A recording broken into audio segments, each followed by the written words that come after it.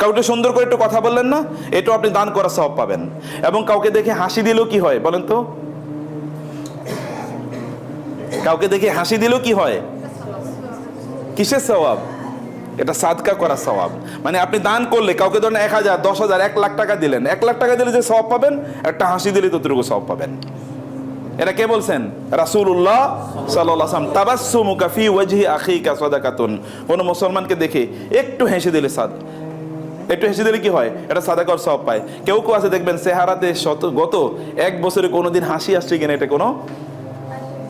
এটা পাওয়া যায় না। আরেক দল লোক আছে, তারা কেবল ক্যামেরার সামনে একটা হাসি দেয়, বুঝছেন না? এই ক্যামেরা ছবি তুলবে, একটু হাসো হাসো হাসো, এটা স্যার আর কোনোদিন হাসি দেয় না। হাসতে পারা যে সকল লোকেরা বেশি হাসতে পারে, তাদের অন্তরে কি থাকে না? তাদের অন্তরে কোনো কয়লা থাকে না, ময়লা থাকে না, অন্তরে কোনো জং থাকে না। হাসতে পারাটা বিশাল যোগ্যতা। এবং রাসূল সাল্লাল্লাহু কেমন ছিলেন জানেন আপনারা? রাসূল কানা দাহিকাম মুতাবাসসিমান। তার দিকে তাকাইলে মনে হতো লোকটা সবসময় হাসিই আছে। সুবহানাল্লাহ বলবেন না? সব সময় তাকাইলে মনে হতো তিনি সবসময় কি হেসেই আছেন। এবং সুলাইমান আলাইহিস সালামের কথা, নবীদের গল্প আল্লাহ তাআলা কোরআনে বলতে গিয়ে তিনি বলেছেন ফাতাবাসসামা দাহিকাম মিন কাওলিহা। সুলাইমান আলাইহিস সালাম হেসে দিলেন ওই পিপীলিকার কথা শুনে। বুঝতে পেরেছেন? হাসতে পারাটা এটা আমাদের অন্তরের সুস্থতার একটা প্রমাণ। হাসবেন, বাচ্চাদেরকে দেখে হাসবেন, অনেক কারণে আপনি হাসবেন। কারো যদি ধরেন একটু সুখ দেখেন, এটা দেখে হাসবেন। কারো সুখ দেখে যদি জ্বলে পড়ে যান, তাহলে কিন্তু আপনার সারাদিনে জ্বলার বহুত কারণ তৈরি হবে, তাই না? মানুষের তো সুখ থাকবেই, কিন্তু আপনি কেবল জ্বলতে থাকবেন। তাহলে কারো সুখ দেখে জ্বলিয়েন না। কারো সুখ দেখলে বরং কি একটু হাসি থাকবে, আল্লাহ তাআলা ওরে ভালো রাখছে, আল্লাহ ওরে ভালো রাখুক, আমাদেরকেও ভালো রাখুক, তাই না? এরকম বলতে পারা এটা খুবই বড় একটা বিষয়। রাসূলুল্লাহ সাল্লাল্লাহু আলাইহি ওয়াসাল্লাম তিনি মানুষের আনন্দে আনন্দিত হতেন, মানুষের কষ্টে তিনি কষ্ট পেতেন। এই যোগ্যতাটা অর্জন করতে পারা এটা খুবই গুরুত্বপূর্ণ। এই জন্য বোনেরা, আপনারা যেমন বোনদেরকে দেখে হাসেন, ভাইদেরকে দেখে আবার হাসেন না, তাহলে আবার আরেক বিপদ তৈরি হবে, বুঝলেন নাই? বোনদেরকে দেখে হাসবেন, বাচ্চাদেরকে দেখে একটু হাসি দেন না। তুমি কেমন আছো, এগুলো দেখবেন ইহুদি খ্রিস্টানরা করে। ইহুদি খ্রিস্টানদের স্কুলে গিয়ে দেখেন, এই যে একটা ছোট বাচ্চা আজকে ধরেন শুধু যেমন আপনাদেরকে বলি, যেমন একটা ছোট মেয়ে বাচ্চা স্কুলে এসে ওকে জড়িয়ে ধরলেন না, সমস্যা কি? দেখেন না ওর সাথে আপনার রেপোর্ট কি হয়। অনেক জায়গায় দেখবেন বাসা বাড়িতে কাজের মানুষ যারা আছে না, তাদের সাথে বাচ্চাদের সম্পর্ক ভালো থাকে ওই বাবা মার চেয়ে। কারণ যে কাজের মানুষরা তাদেরকে সাহায্য করে, একটু চুমু দেয়, একটু আদর করে, এটা তো দরকার। ছোট বাচ্চাদেরকে কিন্তু আদর করা উচিত। এই যে ব্রাদার্সরা আপনারা ছেলেদেরকে, আপনার মেয়েদেরকে, আবার ছেলে মেয়ের আন্দাজে ধরার দরকার নাই, বুঝতে পারেন না? এটা করবেন না আবার, এটা জরুরি। এতে একটা রেপোর্ট বিল্ডিং হয়, এতে আপনি সত্যিকারের ভালোবাসা ট্রান্সমিট করলেন, ওরা শিখলো, আপনিও শিখলেন। এবং বিশ্বাস করুন, আবার বলি, আপনাদের বাচ্চাগুলো আছে না, যেমন আমাদের বাচ্চা, আমি বাচ্চাদেরকে কেন বেশি আদর করি? আমি আদর করি যেমন আমার বাচ্চাদেরকে অন্যরা আদর করে। বিশ্বাস করুন, আল্লাহর কসম, এটা আমি এই জন্য করি কারণ আমার বাচ্চাদেরকে যেন অন্যরা আদর করে, ওদের যেন অন্যরা টেক কেয়ার করে। এটা এই জন্য করছি কারণ রিসিপ্রোকাল, এটাকে ইংরেজিতে বলে। রিসিপ্রোকাল মানে হচ্ছে আমি যা করছি তাই আমার পরিবারে ফেরত যাবে। অথবা আপনাদের সন্তানরাও এরকম তারা অন্যদের ভালোবাসায় আদরে তারা লালিত পালিত হোক, এইটি করা আপনাদের দায়িত্ব আছে এই ছোট বাচ্চাদেরকে। এই জন্য রাসূলুল্লাহ সাল্লাল্লাহু আলাইহি ওয়াসাল্লাম যিনি তিনি বললেন যে তোমরা ওয়াসিলুল আরহাম, তোমরা আত্মীয়তার সম্পর্ক রক্ষা করো, মানুষের সাথে উত্তম আচরণ করো, সুন্দর আচরণ করো। এগুলো তোমরা করতে পারো, তাহলে তোমরা কি হবে?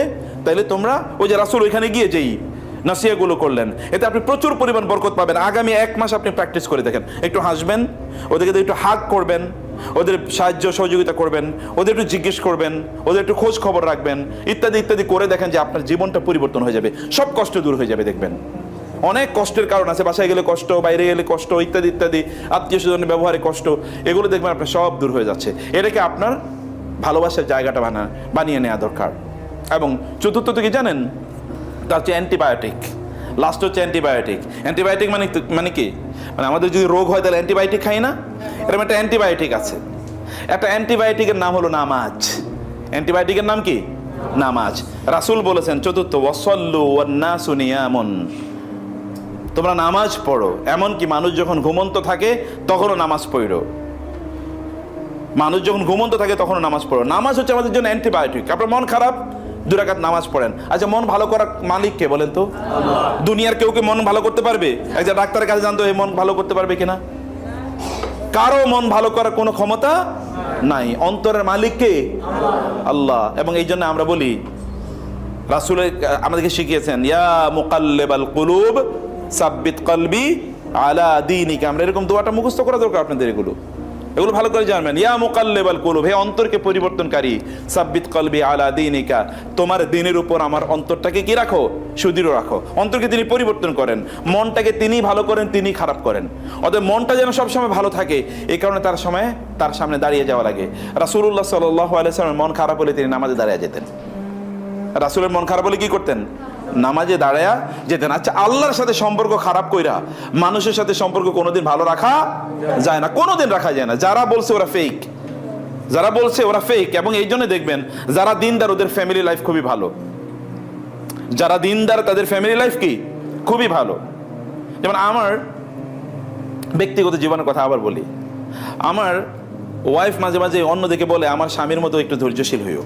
মানে তিনি হয়তো বা 20টা কথা বলতেছেন, আমি 20টা হয়তো বা একটার ক্ষেত্রে রাগ করার মতো 20টা কথা বলছেন, একটা জায়গায় গিয়ে আমি হয়তো একবার রাগ করি সর্বোচ্চ। তাও রাগের একটা লেভেল আছে, কতটুকু করবো। ইমাম আহমদ ইবনে হাম্বল রাহিমাহুল্লাহ তিনি বলেছেন, আমার ওয়াইফ, তার স্ত্রীর ব্যাপারে তিনি বলছেন উম্মে আব্দুল্লাহ, তার সন্তানের নাম ছিল উম্মে আব্দুল্লাহ, বলে তার সাথে আমি 28 বা 30 বছর একসাথে কাটিয়েছিলাম। কোনোদিন একবারের জন্য কি মন কালাকালি অথবা রাগারাগি হয় না, একবারের জন্য রাগারাগি হয় নাই। কেন হয় নাই জানেন? ওই যে আল্লাহওয়ালা ছিলেন, আল্লাহর জন্য কি তারা আল্লাহর সামনে দাঁড়িয়ে গেছেন, এই কারণে আল্লাহ তাআলা তাদের পারস্পরিক রিলেশনটাকে ভালো করে দিয়েছেন। আল্লাহ সুবহানাহু তাদের মনটাকে সর্বদা কি ভালো রাখতেন। আল্লাহর সামনে দাঁড়াইলে আপনার মন দেখবেন সব সময় খারাপ থাকবে। আমার ওই জিনিসটা আমার কেনা হইলো না, ওই ভাবির এত বড় একটা ফ্রিজ, আমার ফ্রিজটা এত ছোট, অমকের বাসাটা নতুন, আমারটা একটু কি পুরান, অমকেরটা এত বড়, আমারটা একটু কি ছোট, উনি নতুন জামা কাপড় কিনছে, আমি কিনতে পারি নাই, উনি ওই জায়গায় ঘুরতে গেছে, আমি ঘুরতে গেলাম না, ওনার বাচ্চারা ওই জায়গায় পড়ে, আমারটা ওই জায়গায় পড়তে পারলো না। কত কাহিনী দেখবেন আপনার। আর যদি আপনি আল্লাহর সামনে আল্লাহর ইবাদত যদি সময় মতো করতে পারেন, তাহলে ওগুলো অন্তর থেকে সব দূর হয়ে যাবে। কোনো কিছু আপনার অন্তরকে তখন গ্রাস করবে না, অথবা এটাকে মলিন করে রাখবে না। আল্লাহর সামনে দাঁড়ানো, এই যে আমরা ধরেন স্কুলে যখন আমরা থাকি, এখানে তো আমাদের কমপক্ষে এক ওয়াক্ত নামাজ তো আমাদের এখানে হয়, তাই না? জোহরের নামাজ। এই যে জোহরের নামাজ, আমি জানি না, ব্রাদার্সদের কথা বলছি এবং সিস্টারদের কথা বলছি, আপনারা কখন নামাজ পড়েন? আপনি যদি আল্লাহকে আপনার সামনে না রাখেন, তাহলে আল্লাহ কি আপনাকে তার সামনে রাখবেন না। ভালো করে শুনুন, আপনি যদি আল্লাহকে প্রাধান্য না দেন, আল্লাহর কাজকে যদি আপনি প্রাধান্য না দেন, তাহলে আপনার সব কাজ আল্লাহ তাআলা পিছিয়ে দেবেন।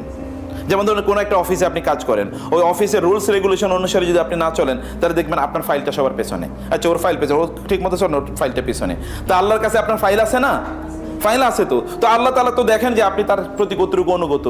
আপনি অনুগত না হলে আপনার ফাইল কিন্তু পেছনে পড়ে যাবে, সর্বদা পেছনে পড়তে থাকবে। আল্লাহকে প্রাধান্য দেন, আল্লাহকে সামনে নিয়ে আসেন এবং আল্লাহর কাজটাকে সামনে নিয়ে আসেন। নামাজকে না বলবেন না, সব কাজ না থাকতে পারে, সময় মতো আপনার দায়িত্ব হচ্ছে নামাজের জন্য সময়টা বের করে নেয়া। এই সময় আমি নামাজ পড়বই, আপনি সব কাজগুলো সুন্দর করে গুছিয়ে নেন। বোনেরা, যে সিস্টার, আপনারা কখনো এটা মনে করবেন না যে ঠিক আছে আমার সব কাজ শেষ করে বাসায় গিয়ে তারপরে একসাথে নামাজ পড়বো। কোনো অবস্থা নামাজই হবে না। বাসায় গিয়ে সব একসাথে আপনি কখন নামাজ পড়বেন? অতএব নামাজটাকে আপনি প্রায়োরিটি দেন, নামাজকে আপনি আগে পড়ুন, বাসায় গিয়ে একসাথে পড়বেন এটা না। ব্রাদার্সদেরকে বলছি, কখনোই কথা বলবেন না যে আমার জামা কাপড় খারাপ। জামা কাপড় আবার মুসলমানের খারাপ হয় কেমনে? যা সেইভাবে নামাজ পড়বেন। মুসলমানের জামা কাপড় খারাপ হতে পারে না। আপনি সবসময় কনসাস থাকতে হবে, কনসার্ন থাকতে হবে, উদ্বিগ্ন থাকতে হবে যে আমাকে তো নামাজ পড়তে হবে। এবং সময় মতো যেই সময় সালাত আদায় করা দরকার, এই সময়ে সালাত আদায় করতে হবে, এর বাইরে না। এবং সালাত যদি আপনি পড়েন, তাহলে দেখবেন আপনি মিথ্যা কথা বলবেন না আর কোনো দিন। নামাজ যদি আপনি পড়েন, তাহলে দেখবেন আপনি হারাম কোনো দিকে আপনি তাকাবেন না। সালাত যদি আপনি পড়েন, তাহলে দেখবেন মনে খারাপ কেবল অমুকের বিরুদ্ধে তমকের বিরুদ্ধে কথা বলে, এগুলো তখন আপনি বলবেন না। গীবত করা, যেমন প্রতিষ্ঠানে কি হয়, প্রতিষ্ঠানে সবচেয়ে বড় প্রবলেম হয় গীবত করা। অমুকের বিরুদ্ধে তমকের বিরুদ্ধে তমকে, অথবা প্রাতিষ্ঠানিক বিভিন্ন ইস্যুতে তারা কেবল বিভিন্ন ধরনের কথাবার্তা বলতে থাকে। এগুলো বললে আপনার তখন ইমানের লেভেলটা কমে যাবে, তখন সালাতে নামাজে আপনি স্বাদ পাবেন না, তখন দেখবেন সব কিছু এলোমেলো হয়ে যাচ্ছে। কথাবার্তা যত কম বলা, আল্লাহ সুবহানাহু ওয়া তাআলার আল্লাহর ইবাদত করা, এর মধ্যে আপনারা যেমন সিস্টাররা, ব্রাদার্সরা আপনারা আছেন, কারণ আপনারা যে কাজটা করেন মনে মনে কি আপনার মুখ দিয়ে কি আপনি কোনো কাজ করেন কি দিয়ে? তাহলে মুখটা কি ফ্রি থাকে না? মুখ দিয়ে আমরা কি করতে পারি? জিকিরটা করতে পারি না? সুবহানাল্লাহ, আলহামদুলিল্লাহ, আল্লাহু আকবার, লা ইলাহা ইল্লাল্লাহ। এগুলোকে হ্যাবিট বানান না, সবসময় পড়তে থাকেন, সবসময় পড়তে থাকুন। একটা সময় এমন হোক যে আপনি না চাইলেও আপনার মুখ দিয়ে কি চলে আসতেছে? সুবহানাল্লাহ পড়ে আসতেছে, আপনি চান না, কিন্তু তারপর দেখেন হঠাৎ করে আপনার মনে হলো আপনি সুবহানাল্লাহ পড়তেছেন। যেমন আপনি যদি কোনো বিপদ থাকে তাহলে বেশি বেশি দুরূদ পড়বেন, আল্লাহুম্মা সাল্লি আলা মুহাম্মদ, আল্লাহুম্মা বারিক আলা মুহাম্মদ। এই দুরূদটা পারেন আপনারা? দুরূদটা পড়বেন। যখনই দুরূদ পড়বেন, দুরূদ পড়ে দেখবেন আপনার বিপদ দূর হয়ে গেছে। যতই দুরূদ পড়বেন, দুরূদ পড়লে কি হয়ে যায়? বিপদ দূর হয়ে যায়। আমার ব্যক্তিগত জীবনে হাজার হাজার প্রবলেম সমাধান হয়ে গেছে দুরূদের কারণে। দুরূদ পড়ছে, সমস্যা সমাধান হয়ে গেছে। দুরূদ পড়া শেষ, সমস্যাও কি শেষ, সমাধান হয়ে গেছে। দুরূদ পড়া, আল্লাহুম্মা সাল্লি আলা অথবা সাল্লাল্লাহু আলাইহি ওয়াসাল্লাম, ছোটটাই পড়েন। এভাবে পড়তেই থাকুন, পড়তেই থাকুন, জিকির করতেই থাকুন, জিকির করতেই থাকুন। এই পরিবেশে যদি আমরা আমাদের সময়টাকে যদি আমরা কাটাতে পারি, আমি এই 4টা নসিহাই কেবলমাত্র বললাম, যদি এই পরিবেশটা আল্লাহ সুবহানাহু ওয়া তাআলাকে প্রাধান্য দিতে হবে, নামাজকে না বলবেন না, এবং আল্লাহ তাআলার কথাগুলোকে সামনে রাখুন, আল্লাহর জিকিরটা করুন, আল্লাহ সুবহানাহু ওয়া তাআলাকে বলুন, মাঝে মাঝে বলেন। আচ্ছা, আপনারা বলতে পারেন না, বোনেরা যারা আছেন, আল্লাহ তুমি আমার পরিবারটাকে জান্নাতি পরিবার বানায়ো, এটা বলতে পারেন না আপনারা? আচ্ছা, আল্লাহ কি চাইলে এটা করতে পারেন না? পারেন কি না? আপনার স্বামী ধরেন বদমেজাজি, আল্লাহ সুবহানাহু ওয়া তাআলাকে আপনি বলতে পারেন, আল্লাহ আমার স্বামীটা বদমেজাজি, তুমি তার মেজাজটা ভালো করে দাও, এটা বলতে পারি না আমরা? এটা যদি আপনি বলেন, এটা কবুল হয়ে গেলে তো আর পরের দিন থেকে আর ঝগড়া নেই। কিন্তু আর এটা না বললে প্রতিদিনই ঝগড়া হবে নাকি? এই যে ভাইয়েরা, আপনি যদি বলতে পারেন যে আল্লাহ আমার স্ত্রীটার তার মেজাজটাকে তুমি ভালো করে দিও, তাহলে তার কোনোদিন কোনো ঝগড়া হবে না। এটা তো আমরা বলতে পারি আমরা চাইলে। এরকম দোয়া আরো কত কিছু আছে। মায়ের জন্য দোয়া করেন, বাবার জন্য দোয়া করেন। আপনাদের বাবা মার জন্য আপনার দোয়া না করলে আপনাদের সন্তানরা আপনাদের জন্য কোনোদিন দোয়া করবে না, ওরা দোয়া শিখবেই না। বাসা থেকে টেলিভিশনের লাইন কেটে দেবেন, কার কার টেলিভিশনের লাইন আছে আমি জানি না, লাইন কেটে দেবেন, টেলিভিশন দেখবেন না, বন্ধ। দেখার কোনো দরকার আছে আপনার? আচ্ছা, সিরিয়াল দেখা, যেমন বোনদের কিন্তু এটা একটা সমস্যা আছে, সিরিয়াল না দেখলে ঘুম হয় না রাতে, অথবা পেটের ভাত হজম হয় না। আলহামদুলিল্লাহ, মাশাআল্লাহ, মাশাআল্লাহ, মাশাআল্লাহ, মাশাআল্লাহ, আলহামদুলিল্লাহ। এগুলো দেখা বন্ধ, একেবারে বন্ধ। এটাকে হারাম করে দেন যে আমি এগুলো দেখবো না। অধিকাংশ পরিবারে সিরিয়ালের কারণে অধিকাংশ পরিবারগুলো ধ্বংস হয়ে যাচ্ছে, শুধু সিরিয়াল দেখা। সিরিয়ালে দেখে কি, সিরিয়ালগুলোতে দেখাই তো স্বামী স্ত্রীর মারামারি, ঝগড়া বিবাদ, অথবা এখান থেকে ঝগড়া শিখে, এর ছাড়া আর কিচ্ছু শিখে না। এগুলোকে নো। আমি অনেক সিস্টার দেখেছি, তারা হিজাবি, নামাজ পড়ে, কোরআন পড়ে, তারপরে সিরিয়াল দেখে, আর স্বামীর সাথে সারাদিন ঝগড়া বিবাদ, পোলাপানের সাথে ঝগড়া বিবাদ, শ্বশুর শাশুড়ি অথবা শাশুড়ি এবং বউ, বউ শাশুড়ির ঝগড়া বিবাদ, মারামারি, এগুলো লাইগা থাকে। এগুলো কইরেন না। কোনো পরিবারে যদি ঝগড়া থাকে, ওই পরিবার থেকে বরকত আল্লাহ তাআলা কি করেন? তুলে নিয়ে যান, একেবারে উঠিয়ে নিয়ে যান। এবং আপনি দেখবেন বাসায় আজকে, অফিসে এসে আজকে মন খারাপ, কোনো কাজ করতে মনে চায় না। কারণ কি? কারণ বাসায় আজকে ঝগড়া হয়েছে, এরকম কোনো কাজ হয় না। সব জায়গায় দেখবেন এলোমেলো হয়ে যাচ্ছে। আল্লাহ তাআলার ইবাদত করা, ঘরটাকে আল্লাহ তাআলার ইবাদতের জায়গায় পরিণত করা। আপনি যেখানে আছেন, আপনার কাজটাও কিন্তু ইবাদত হতে পারে, জানেন? এই যে আপনি যে কাজটা করছেন, চাকরি করছেন, চাকরি কি ইবাদত হতে পারে না? চাকরি কিন্তু নামাজের মতো আপনি সওয়াব পেতে পারেন। কখন? যদি আপনার যা দায়িত্ব আছে, দায়িত্ব যদি আপনি ঠিকমতো পালন করেন। আপনার ইনকামও কিন্তু, চুরি করলে কিন্তু ইনকাম কেবল হারাম হয় না। যেই কাজটা আমি করতে দায়িত্বশীল, বা যেই কাজটার জন্য আমাকে অ্যাপয়েন্টমেন্ট দেওয়া হয়েছে, ওই কাজটা সময় মতো যথাযথভাবে না করে যদি আমি কোনো টাকা ইনকাম করি, তাহলে ওই কাজটা কি, তাহলে ওই ইনকামটা কি আমাকে জানাবে কি হবে? হারাম হবে। বুঝেন না কথা? আবার বলি, যেই কাজটা আমার করার কথা, যে কাজের বিপরীতে আমি টাকা নিচ্ছি, ওই কাজটা যদি আমি ঠিক মতো না করি, তাহলে আমার ইনকামটা কি হবে? হারাম হবে। এটাও চুরির মতোই হারাম, এর ওই ডাকাতির মতোই হারাম, এটা হচ্ছে মদ বেচার মতোই হারাম, একই রকম হারাম। এই যে হারাম, হারাম ইনকাম করলে ইবাদত কবুল হয় না, পোলাপাইন ঠিক মতো কথা শুনে না, স্বামী স্ত্রীর সাথে সম্পর্ক থাকে না, ভাই বোন বাবা মার সাথে সম্পর্ক থাকে না, সব এলোমেলো হয়ে যায় যদি ইনকামটা হারাম হয়। ইনকামটাকে হালাল বানানোর জন্য কর্মক্ষেত্রে কি আমাদেরকে খুবই দায়িত্বশীলের সাথে আচরণ করা দরকার। আমরা ইনশাআল্লাহ আপনার সাথে আরো বসবো ভবিষ্যতে, রাজি আছেন তো নাকি? ইনশাআল্লাহ আপনারা একটু বসবেন। সময় যে আমাদের জাহিদ মাদানী উস্তাদ আছেন, উনি আছেন, আমাদের অন্যান্য শেখরা আছেন, তারাও আপনাদেরকে একটু সময় দেবেন। এই আলোচনা মাহফিলে ধরেন ইউটিউবে তো আপনি কেবল কিচ্ছা কাহিনী শুনবেন, কিন্তু যেখানে জেনুইন কিছু কথা, যেগুলো সত্যিকার আমাদের নলেজকে, আমাদের জ্ঞানকে বৃদ্ধি করবে, এরকম কিছু কথা আমাদের জানা দরকার এবং শোনা দরকার। তাহলে কর্মক্ষেত্র, আমাদের ওয়ার্ক প্লেসটা আমাদের জন্য একটা হেভেন হতে পারে, জান্নাত হয়ে যেতে পারে। সবাই, এভরিওয়ান ইজ লাভিং এভরিওয়ান, সবাই সবাইকে ভালোবাসেন, সবাই সবাই টেক কেয়ার করেন, কেউ কারো বিরুদ্ধে না, কেউ কারো পেছনে গীবত করে না, কথাবার্তা বলে না। এগুলো নিয়ে আমরা আছি। ভাই তুমি আরেকজনের পিছনে কথা বলো না, আমাদের ওই ভাই বা ওই আপার যদি সমস্যা থাকে চলে না, আমরা তাকে বলি। এভাবে আমরা আমাদের নিজেদের রিলেশনটাকে সত্যিকার অর্থে ভালো করে নিতে পারি। তাহলে রাসূল মদিনা গিয়ে কয়টা কথা বলেছেন? 4টি। একটা হচ্ছে কি, সালামের প্রচলন করো। 2 নম্বরে কি বলেছেন? মানে কি করো, মানুষকে খাদ্য দান করো, মানুষের সাহায্য সহযোগিতা করো। 3 নম্বর কি, আত্মীয়দের সাথে সম্পর্ক বাড়াও। 4 নম্বর কি, নামাজ আদায় করো। তাহলে কি হবে, ফলাফল কি, তাদখুলুল জান্নাতা বিসালাম, তাহলে তোমরা শান্তির সাথে জান্নাতে চলে যেতে পারবা। সুবহানাল্লাহ বলবেন না? শান্তির সাথে জান্নাতে যাওয়ার জন্য কাজ কয়টা? 4টা। এই 4টা কাজ আমরা এখন থেকে করবো ইনশাআল্লাহ।